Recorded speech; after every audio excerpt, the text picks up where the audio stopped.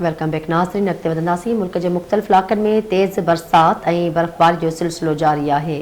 रावलपिंडी इस्लामाबाद में तेज़ बरसात थी आहे। मरी गिलात में गुज़िरियल रात खां बर्फ़बारी थी रही आहे। लाहौर समेत पंजाब जे मुख़्तलिफ़ शहरनि में बरसात ऐं थधि में वाध अची वई। लाहौर, फैसलाबाद, सरगोदा, गुजरावाला, गुजरात, हाफिज़ाबाद में भी बरसात थी आहे।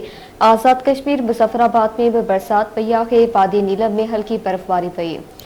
हिकु भेरो ॿी तव्हांखे आगाह कंदासीं। मुल्क जे मुख़्तलिफ़ इलाक़नि में तेज़ बरसात थी रही आहे ऐं बर्फ़बारी जो सिलसिलो जारी आहे। रावलपिंडी ऐं इस्लामाबाद में तेज़ बरसात थी आहे। मरी ऐं गलियात में गुज़िरियल राति खां काफ़ी बर्फ़बारी थी रही आहे। लाहौर समेत पंजाब जे मुख़्तलिफ़ शहरनि में बरसात थी आहे। थधि में वाध अची वई आहे। लाहौर, फैसलाबाद, सरगोदा, गुजरावाला, गुजरात, हाफिज़ाबाद में बरसात पई आहे। आज़ाद कश्मीर, मुज़फ़राबाद में बरसात पई आहे। वादी नीलम में हल्की बर्फ़बारी थी आहे।